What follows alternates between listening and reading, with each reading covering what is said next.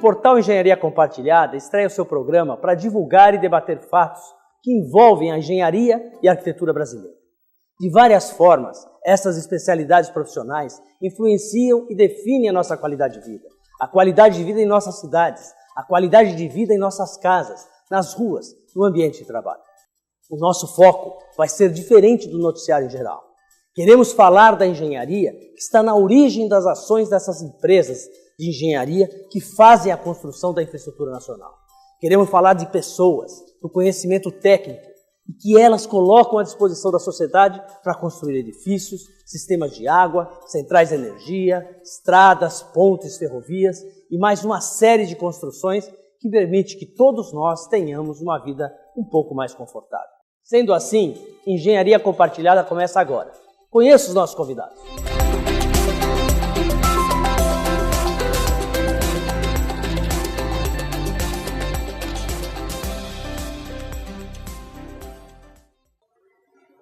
Vamos começar então o debate de hoje. Roberto, a engenharia brasileira em algum momento deixou de ser compartilhada com a sociedade? Eu não diria compartilhada, reconhecida pela sociedade. Ela não está sendo reconhecida pela sociedade, mas eu vejo o termo compartilhar, onde está faltando é com as várias especializações dentro da engenharia e arquitetura.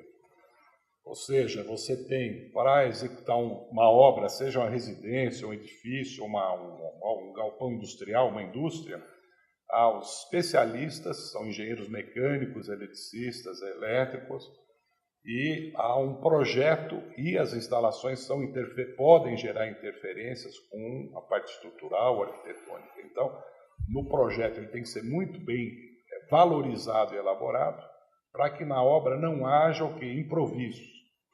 Então, esse link entre projeto e execução tem que ser repensado, remodelado.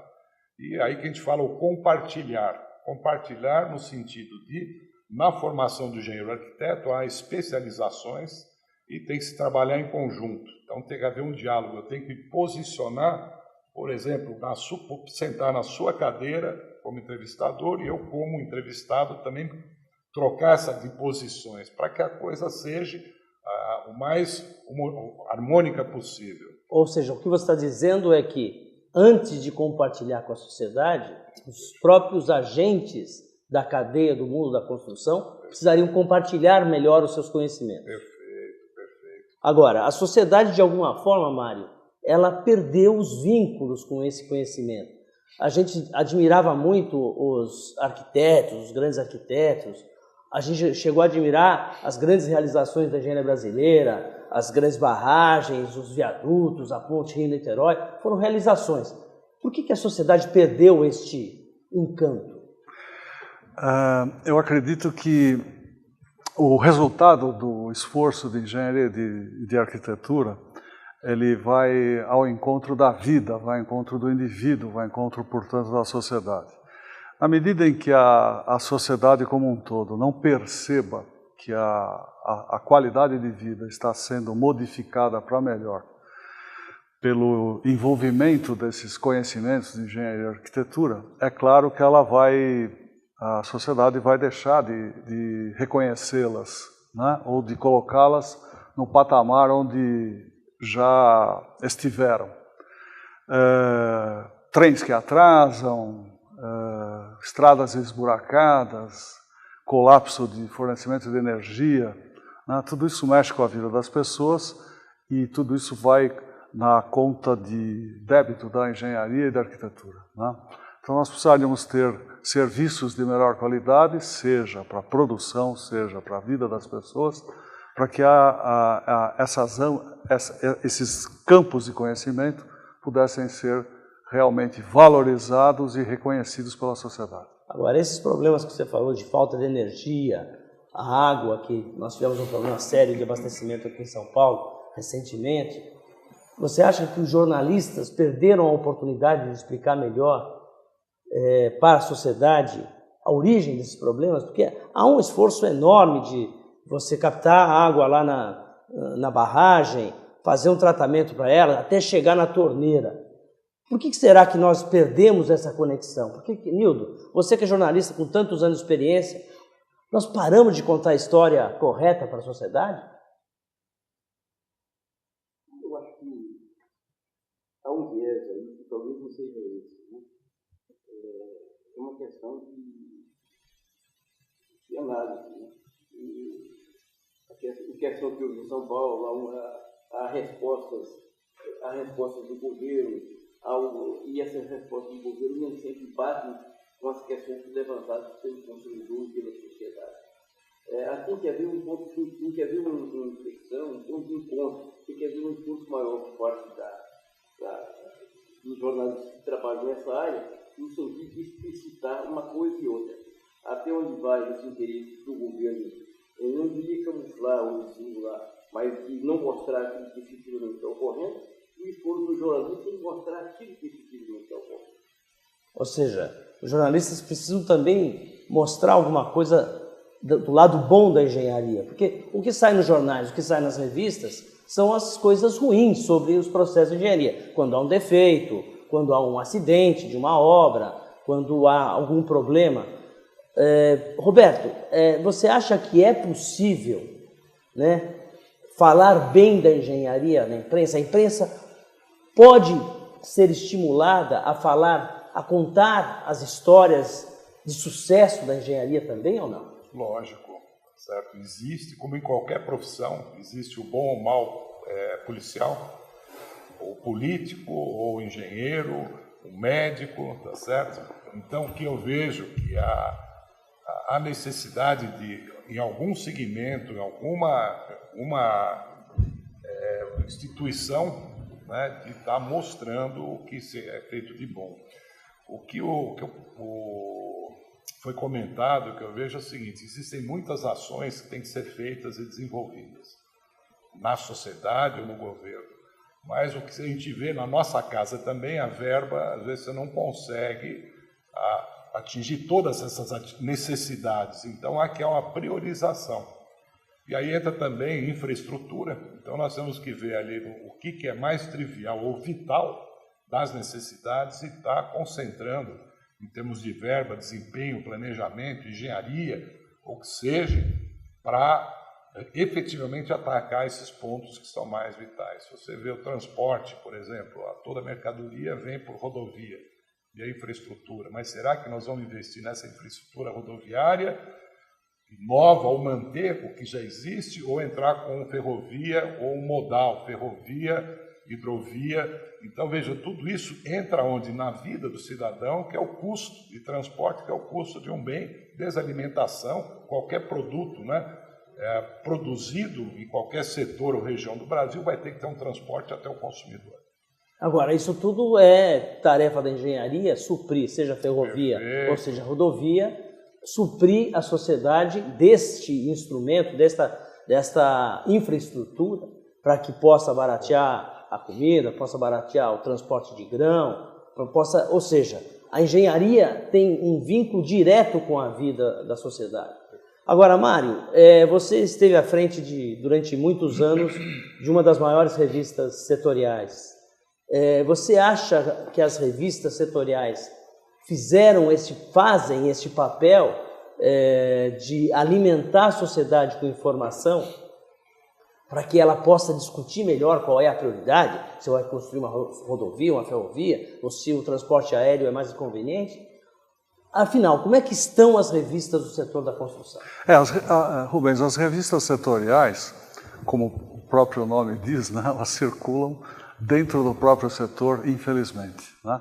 O que precisaria haver era uma conexão da mídia especializada com a mídia aberta, com a mídia ampla, né? Ou seja, eu vi notícias de que uma determinada estrutura rompeu porque ela era de isopor, quando na verdade o isopor era o caixão perdido, era ou a aquela forma história da areia estrutura. de praia, né? Areia de praia, enfim. Todos fossem... Então a mídia global, vamos chamar assim, a mídia aberta, ela não se vale, não se serve das informações que estão na mídia especializada. E a mídia especializada, ela não faz, um dos principais trabalhos é fazer o reconhecimento das principais obras e outro é fazer a difusão tecnológica, os novos produtos, as novas técnicas, enfim. Então existe essa separação. Infelizmente, nós falamos a mesma coisa para as mesmas pessoas, quando nós poderíamos estar falando para mais gente. E esse programa é uma forma de romper com essa separação, né? É levar as informações técnicas, informações que a gente poderia chamar de especializadas, para o grande público através da mídia televisiva. E você acha que nós temos jornalistas capazes de fazer esta conexão com a sociedade, explicar, afinal, qual é o valor de um viaduto, o valor de uma obra pública para a qualidade de vida dessas pessoas? Obviamente nós temos, né? O que ocorre é que cada político tem a sua característica, o seu público, né? Então, um jornal diário tem o seu público, uma revista especial, uma revista técnica tem o seu público. E é difícil você imaginar uma revista técnica fazendo uma reportagem com um caráter mais massivo, não é? No geral e especificamente por conta dessa característica, ela vai dar prioridade àquilo que é natural para o seu público, não é?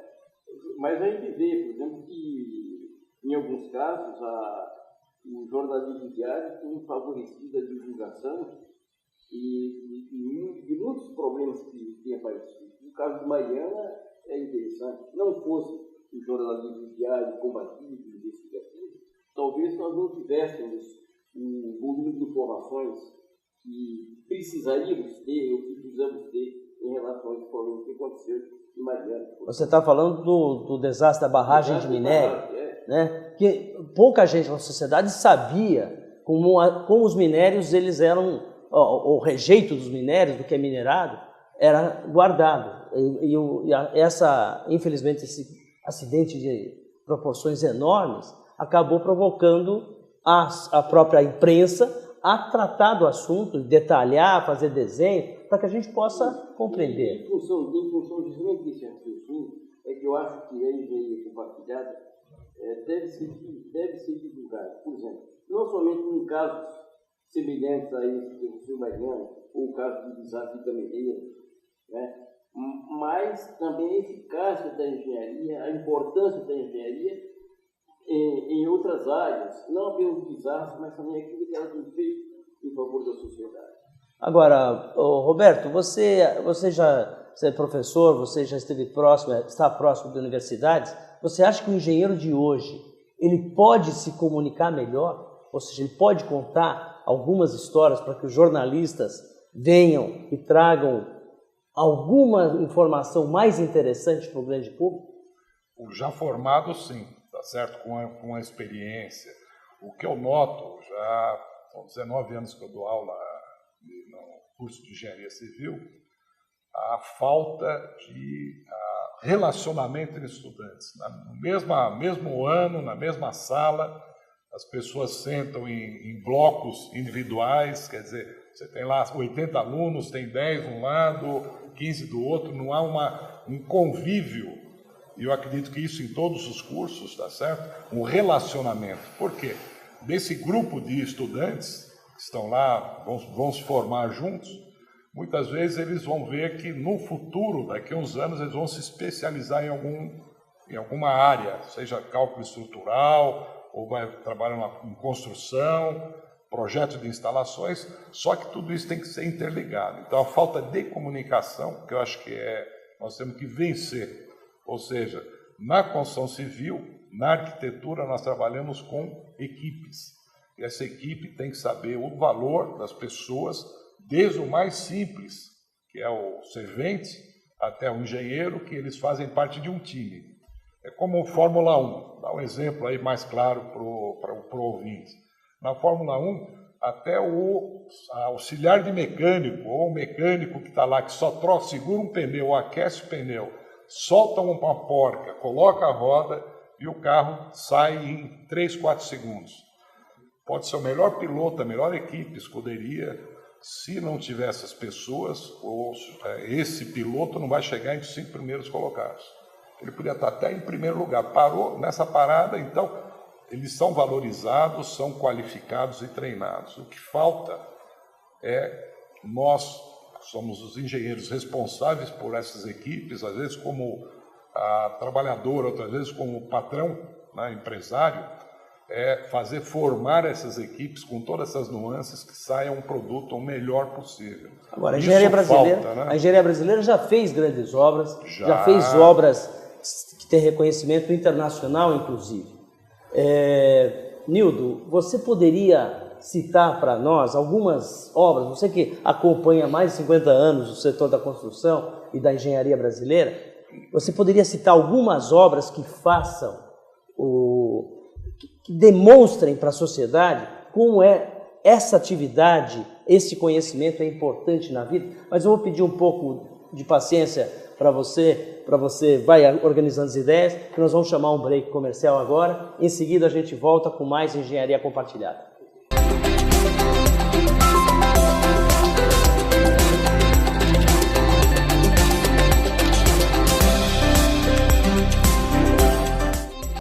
Voltamos então aqui com engenharia compartilhada.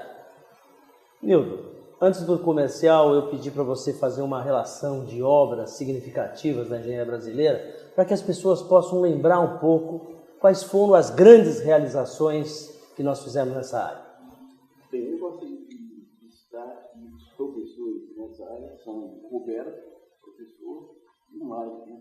Eu sou um mero observador da engenharia. Então, o que eu percebo é o seguinte... Mas um observador privilegiado, certo, Nildo? Talvez. Você há quantos anos acompanha a engenharia brasileira? Sim, acompanha. É diferente do professor que está com o seu estudo, a sua análise, procurando manter o seu currículo em dia. Mas, de qualquer maneira, é o seguinte... Desde os primórdios, os engenheiros brasileiros sempre procuraram tentar adaptar ou equacionar a questão das tecnologias às peculiaridades nacionais, às peculiaridades do país.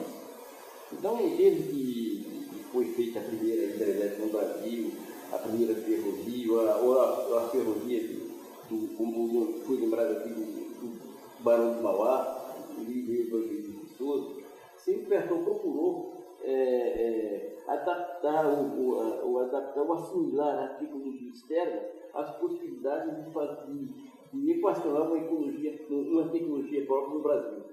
Agora, alguns professores, por exemplo, Milton Vargas, dizem que o Brasil começou a ter a sua própria engenharia a partir da criação da Companhia Civil Nacional, que se deu no começo dos anos 40, com Getúlio Vargas. No final da guerra, em 1945, mais ou menos. Mas antes disso é óbvio, como foi feita a estação da luz aqui em São Paulo, os engenheiros brasileiros que trabalharam ali, ou auxiliaram os engenheiros estrangeiros, quando foi feito o viaduto do chá, os santos higiênicos, né? Dizem que esses viadutos vieram prontos, as peças vieram recortadas e só foi feita a montagem. Mas a engenharia brasileira sempre procurou encontrar uma maneira de também se qualificar para fazer obras desse tipo. E, obviamente, ao longo do tempo se qualificou e fez obras admiráveis. Então, a resposta à sua pergunta, a Ponte de Rio-Niterói é uma obra hoje, e desde a sua construção, reconhecida internacionalmente, uma das grandes obras feitas no mundo. Itaipu também, né, uma das grandes obras feitas no mundo, comparável até a hidrelétrica Três Gargantas na China. Tucuruí, na sua primeira fase, e depois na segunda fase. Tucuruí no meio da floresta. Isso, no meio da floresta, com problemas de logística e imensos, e mesmo assim a engenharia brasileira conseguiu realizar aquela obra. As obras hidrelétricas ao longo do São Francisco, com condições absolutamente incríveis, para fazer aquelas obras ao longo do Rio São Francisco, também foram obras que proporcionaram orgulho à engenharia nacional. E assim outras grandes barragens. Além das grandes barragens, obras ferroviárias admiráveis, desde aquelas obras dos irmãos Rebouças, no Paraná, na Serra da Graciosa, e assim por diante.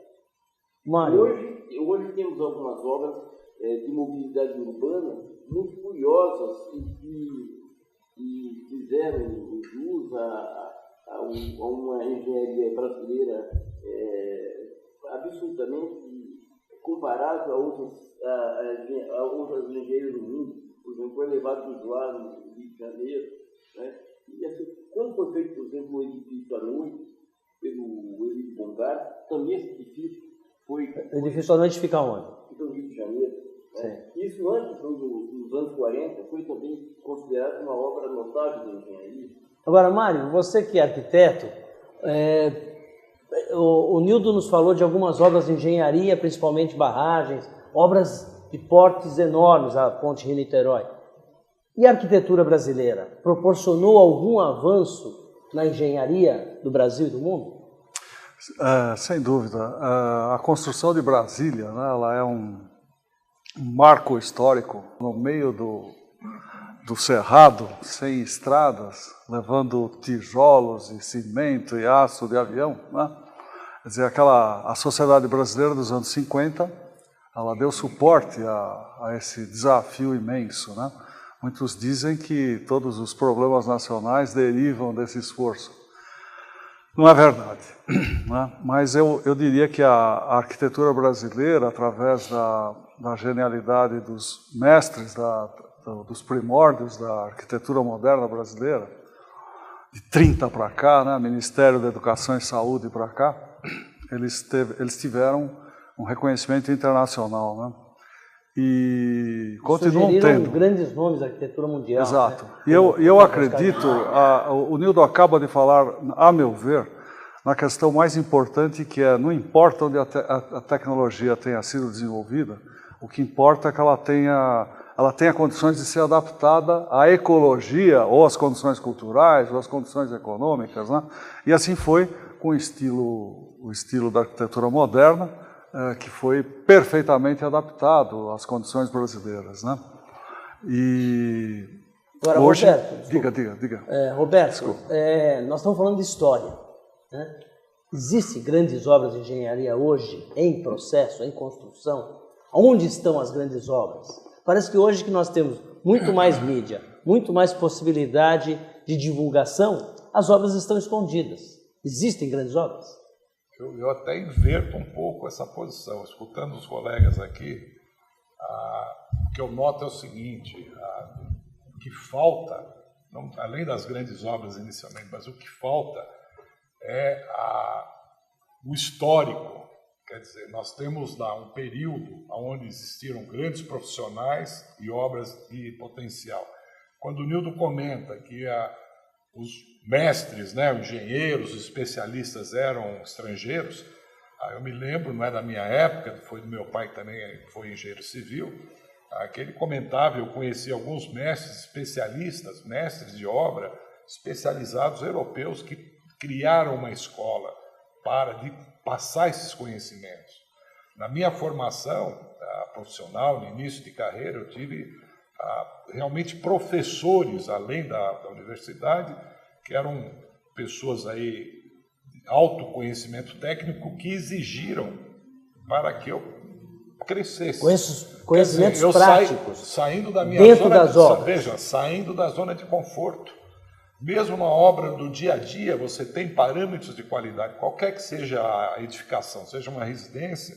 Então, se você pega alguém que esteja executando, profissional, um engenheiro responsável, um mestre que tenha conhecimento e que exija da sua equipe ou do engenheiro recém-formado, ele vai aprender o que é o correto. Porque muitas vezes, o que nós notamos? Na engenharia, eu não sei se podemos dizer no geral, às vezes o estudante recebe o canudo e fala, agora eu estou bem. Né? Não. É aí que vai começar a vida. Aí nós vamos ter uma prova, todo dia é dia de prova. Provar o conhecimento ou a nossa ignorância, a nossa falta de conhecimento. Mas se eu recebo instruções, eu me capacito, exercitando a minha profissão, na minha atividade do dia a dia, tendo um mestre exigente, um coordenador exigente que exija que eu faça da melhor maneira possível, eu vou aprender a maneira correta. E essa falta de disciplinação que eu vejo que existe. Né? Você pega aí vários, trabalhei nas obras do metrô de São Paulo, departamento de tecnologia e qualidade, que tinha um valor onde se descobriam os problemas ou se criava soluções mediante algum problema, e aí que a engenharia se evolui. Há uma evolução técnica na engenharia. A estação da Sé, ela recebeu impermeabilização comum, como se fosse uma obra enterrada comum naquela época, o projeto deve ser de 74, ela começou em 75, 76, e na República já se adotou que o concreto tem que ser mais impermeável, menor passagem nas paredes que estão lá na estação enterrada, o lençol freático, né? Você tem um nível de água, ela tem que se garantir mais impermeável. Então, para que se faça um concreto, que é a mesma mistura de cimento, areia, pedra e água, todos os concretos são com esses materiais. Depende da proporção entre eles, eu tenho características diferenciadas. Então, você vê que a tecnologia também desenvolve em função de alguns problemas. O viaduto, lá no Rio, houve um problema, né, Paulo de Frontin. Aí se descobriu que as bainhas, ou seja, onde passa as cordoalhas de proteção, tem que ser preenchidas, e haviam falhas de preenchimento. Se desenvolveu a norma técnica no Brasil para se preparar um produto à base cimentícia para preencher essas bainhas, e ensaios também. Ou seja, o Brasil contribuiu não só com grandes obras ou com grandes realizações, mas também no micro, ou seja, na tecnologia da construção. É isso? Você acompanhou isso também, Nildo?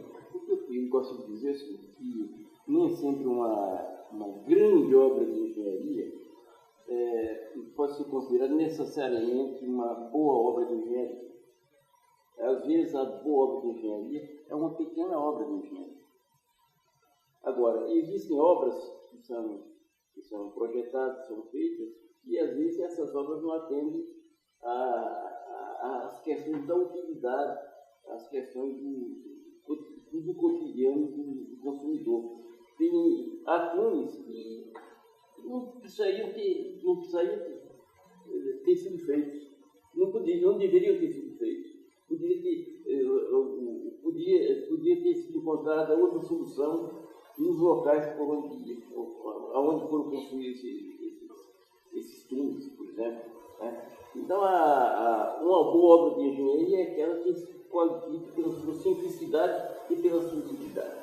Agora, com esse seu comentário sobre túneis que eventualmente não deveriam ter sido feitos, né, obviamente a definição das grandes obras não está a cargo da própria engenharia, mas assim dos seus clientes, né? Um dos grandes clientes é o Estado, é o governo, são os governos que solicitam soluções.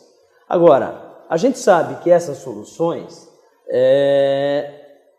muitas vezes, vêm da cabeça do próprio governante. E aí nós temos um problema da precificação dessas obras.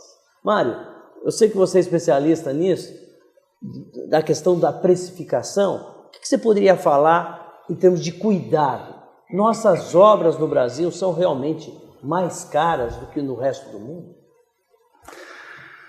A questão que envolve o custo das obras, ela é simples.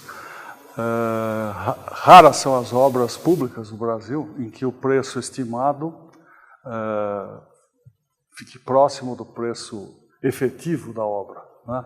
Quer dizer, ao longo do processo de construção, de implantação da obra, ela sofre alterações de orçamento, etc., de projeto, enfim, que concorrem para que esses preços sejam muito diferentes, né?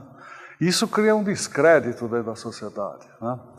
E não existem fatores conjugados, quer dizer, nem só o preço da obra é diferente, mas também o prazo. Geralmente os prazos não são respeitados, né?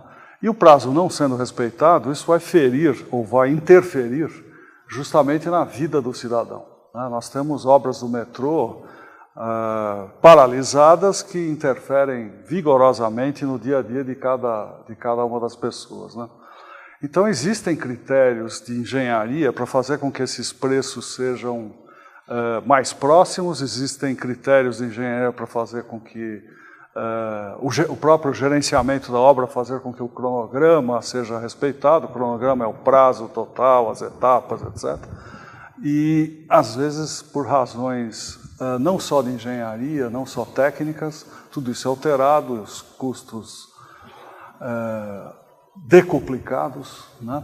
E isso trazendo uma péssima imagem para, digamos, para a obra em si, para o governante em particular, e, infelizmente, a parte pelo todo, ou seja, a engenharia e a arquitetura acabam também sendo, digamos assim, signatários, né? Signatários da conta, né? Agora, Roberto, você acha que não tem jeito, né? O Brasil nunca vai conseguir precificar suas obras e construir, e nós, como contribuintes, não vamos ter nunca a segurança do que o que foi construído é de fato o que custa? Você acha que vai ser difícil a gente chegar num estágio onde a gente reconheça a justiça no investimento que foi feito? Eu diria o seguinte, o que falta realmente, o que tem que ser implementado, não o que falta, tem que ser implementado é um projeto muito bem elaborado, aonde eu quantifique as atividades ou produtos, componentes que vão ser consumidos na construção daquele bem, daquele produto, e aí você tem um projeto. O projeto ele pode ser o básico, onde eu tenho uma tolerância maior do preço total, e um projeto executivo, onde realmente eu posso quantificar, ter o prazo para a execução de cada atividade e realmente que ela ocorra dentro daqueles prazos. Se você pegar, por exemplo, o hipermercado, é adquirido terreno, é iniciativa privada, e eles já têm um projeto, um prazo para execução com data e dia e hora que vai ser inaugurada aquela loja, e a construtora recebe no dia, conforme a execução, tem um gerenciamento forte, um projeto que realmente é obedecido, e se não entregar naquele prazo é cobrada a multa pelo o que deixou de receber aquele hipermercado, vamos dizer assim, não dizendo o nome, mas o proprietário, o empresário diz, olha, atrasou um dia, tantos milhões que são de venda que eu deixo receber, já no contrato está apontado. Mas ele recebe em dia e é feito o serviço. Ou seja, então, é possível fazer uma obra dentro de prazos adequados, por preços combinados, né? Preços previsíveis, né? Isso é uma coisa que a engenharia brasileira precisa recuperar, para contribuir para a recuperação da sua credibilidade. Hildo, você queria fazer um comentário sobre isso também? Exatamente, eu acho que, considerando o que o Mário falou, o Roberto falou, e agora a finalização é um contexto que você viu com as coisas, posso dizer que há 3 fatores que interferem diretamente nisso e que provocam profunda frustração na sociedade e deferindo nesse conceito de engenharia compartilhada. E são os seguintes. Primeiro, a descontinuidade de gestão ou de administração. A descontinuidade de projetos. Terceiro, a descontinuidade de recursos. Então, sobre isso é interessante porque a gente tem discutido em alguns fóruns da engenharia a necessidade de a gente ter um banco de projetos no Brasil, né? Um estoque de bons projetos para que possam ser implementados, até para a sociedade saber quanto é que custa a sua vida no futuro.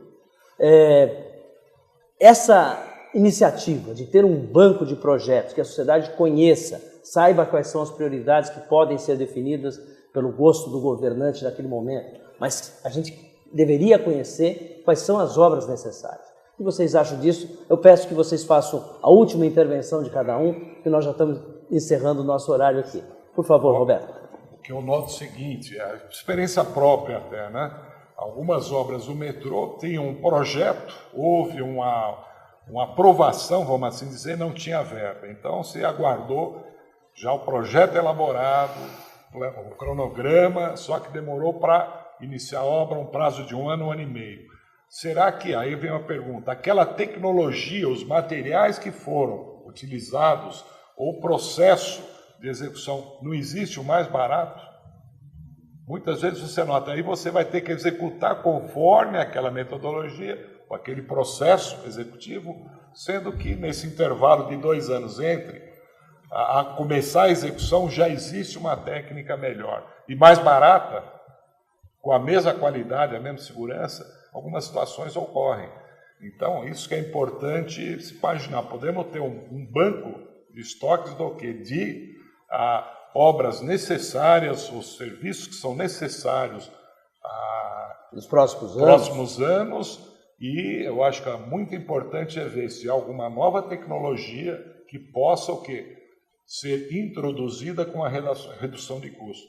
Mário, você queria dar falar sobre isso? Um exemplo assim bem simples, uma construtora, uma ampliação de uma indústria em Pindamonhangaba, entrou num projeto, entrou na concorrência, ganhou a obra, e quando ele foi comprar o concreto usinado de empresa de serviço de concretagem tinha um custo.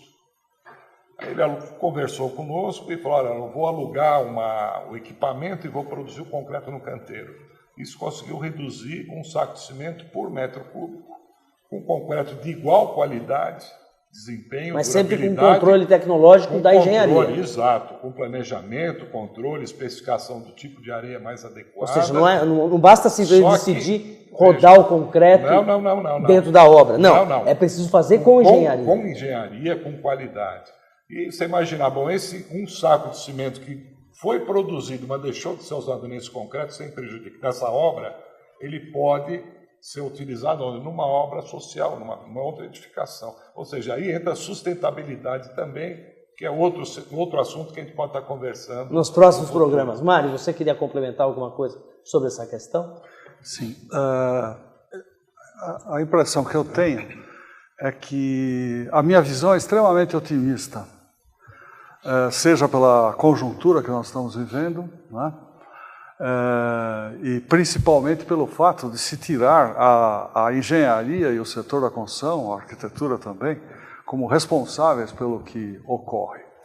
O que ocorre, na verdade, é que nós precisamos fazer com que o nosso setor deixe de ser o ralo por onde escapa o orçamento da União, para fins escusos. Enquanto não fizermos isso, não vai adiantar a gente ficar discutindo engenharia com a obra prioritária, não vai adiantar a gente, se a sociedade está a par ou não enfim. Ou seja, o que você está dizendo é que a própria engenharia precisa ter uma atitude. A própria engenharia precisa ter uma... Se defender como ciência, como conhecimento. Eu acho que sim, acho que o principal aspecto é esse. Veja, Rubens, se você tem 7 construtoras capazes de realizar determinados tipos de obras, é claro que serão só essas 7 construtoras que vão realizar esse tipo de obras, e elas, num sistema de oligopólio, de poucas empresas para realizar alguma coisa, vão dividir essas obras entre elas. Agora, o problema todo está quando eu passo a cooptar o Estado para fazer as obras que eu queira fazer, independente de um planejamento do Estado, independente de qualquer, digamos, interferência da sociedade.